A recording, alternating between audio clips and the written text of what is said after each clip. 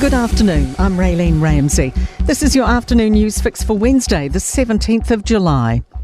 The acting Prime Minister is welcoming today's inflation data after a stormy economic period. Stats NZ data shows the Consumer Price Index rose 3.3% in the year to June, down from 4% annually to March. David Seymour claims government spending restraint has filtered through the economy. He says it's creating an environment that means the Reserve Bank could cut the OCR. Filter through into lower rates for businesses, lower rates for landlords, lower rates for mortgages, more affordable living for New Zealanders. Greenpeace says an emissions reduction plan released today lets agriculture off the hook.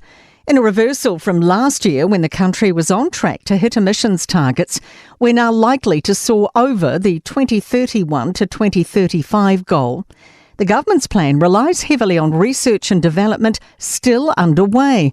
Greenpeace climate spokesperson Amanda Larson says that's not good enough. Proposals to get agriculture to pay for its emissions were kicked off 20 years ago, so this is just more and more delay, basically asking the taxpayer to pick up the tab for the biggest polluter in the country. Fears government plans to reverse insulation regulations for new builds will lead to more cold and damp homes. The insulation and glazing requirements added to the building code last year aim to make homes easier to heat. Building and Construction Minister Chris Pink wants them scrapped, saying it's lifted building costs.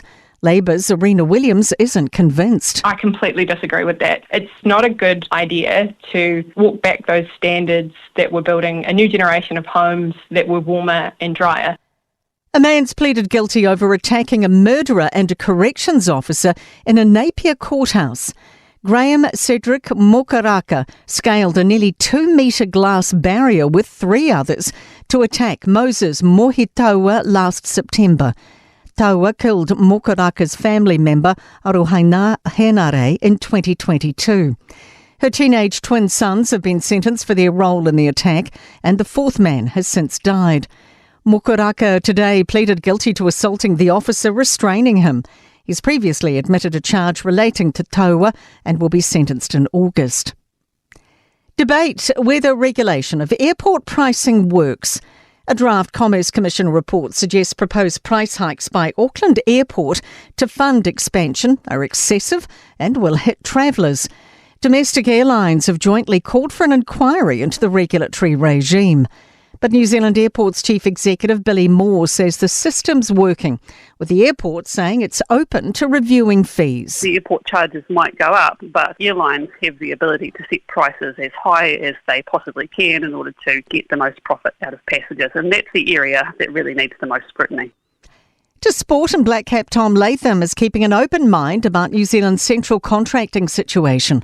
It follows former skipper Kane Williamson taking up a casual contract last month that allows him to play in T20 franchise leagues overseas. Patience is key for golfer Ryan Fox, heading into the 152nd Open at Royal Troon. He's made the cut in his last 7 majors. Australian Rugby League commentator David Morrow has died, aged 71, following a battle with brain cancer. I'm Raylene Ramsey. That is your latest news fix. We'll be back with the next update tomorrow morning from the Newstalk ZB newsroom.